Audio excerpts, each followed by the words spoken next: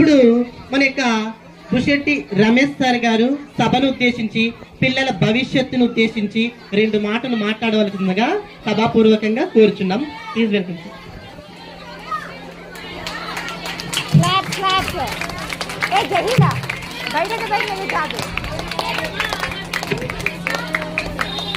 Thank you very much. పిల్లలు ఎవరు గట్టిగా అరుస్తారు? వెనుకున్నటువంటి వాళ్ళు ఎవరు అరుస్తున్నారు? ఎవరు గట్టిగా అరిస్తే వాళ్ళకి ప్రైజ్ ఇస్తా. ఎవరు అరుస్తారు? ఎవరు అరుస్తారు? ఎవరు అరచకూడదు. ఓకేనా? Silence please. దయచేసి నిశ్శబ్దాన్ని పాటించండి. సాయి ప్రగతి ఇంగ్లీష్ మీడియం స్కూల్ నా చిరకాల మిత్రుడు సాయి కిరణ్ యొక్క మనసులో నుంచి పుట్టినటువంటి ఒక అద్భుతమైనటువంటి సంస్థ. మరి ఈరోజు ఈ పాఠశాల దినోత్సవానికి ఆహ్వానించడం జరిగింది. మీరంతా చాలా చిన్న పిల్లలు. మీకు గొప్ప గొప్ప విషయాలు మాట్లాడినా అర్థం చేసుకునేటువంటి వయసు కానీ ఆ శక్తి కానీ మీకు ఉండదు. అందువల్లే చాలా సింపుల్ విషయాలతో మాట్లాడుకుందాం.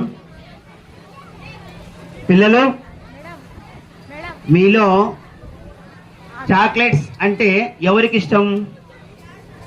ఇంకా మీకు ఇష్టం లేదా? మీరు ఉన్నటువంటి వాళ్ళకి చాక్లెట్స్ తిన్నరా? ఇష్టమా చాక్లెట్స్? ఓకే. ఇంకో ప్రశ్న, హోంవర్క్ అంటే ఎవరికి ఇష్టం? Good good good good. So మీరంతా హోంవర్క్ చేస్తారు, అవునా? చేస్తారా హోంవర్క్? గుడ్.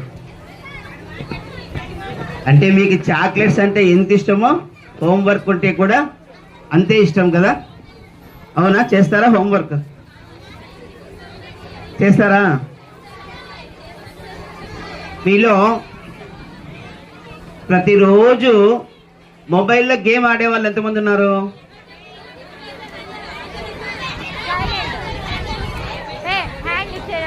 మొబైల్లో గేమ్ ఎంతమంది ఆడతారు? అంతేనా? మిగిలినటువంటి వాళ్ళు ఎవరు ఆడరా?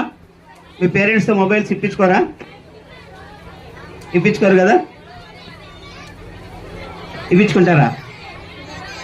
ఓకే.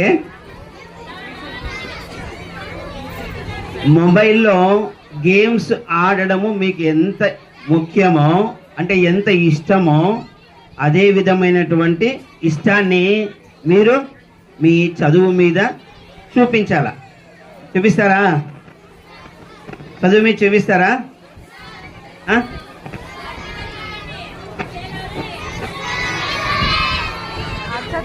చూపిస్తారా చదువు మీద? గుడ్. విద్య అనేటువంటి పదం విత్ అంటే వెలుగు, యా అంటే ఏది. యా అనే ప్రత్యయమునకు విద్యను మనం జత చేస్తే విద్య అనే పదం ఏర్పడుతుంది. అంటే ఏది వెలుగునిస్తుందో అది ఏ విద్య. చెప్పండి, ఏది వెలుగునిస్తుందో? గుడ్, అది ఏ విద్య. ఆ విద్యని నేర్చుకోవడానికే మీరు ఇక్కడికి వచ్చినారు, అవునా? ఆ విద్య మీకు రావాలంటే మీరు ఏం చేయాలి?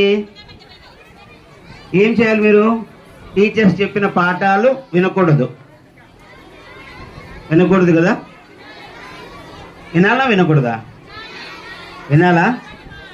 టీచర్స్ చెప్పినటువంటి పాఠాలు బాగా శ్రద్ధగా విని మీరు ఇంటిలో హోంవర్క్ చేసుకొని తిరిగి టీచర్స్ ఏం చెప్తే అది మీరు ఫాలో అవుతే అప్పుడు మీరు మంచి విద్యార్థులు కాగలుగుతారు, అవునా?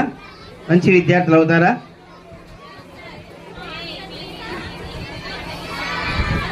కార్యక్రమంలో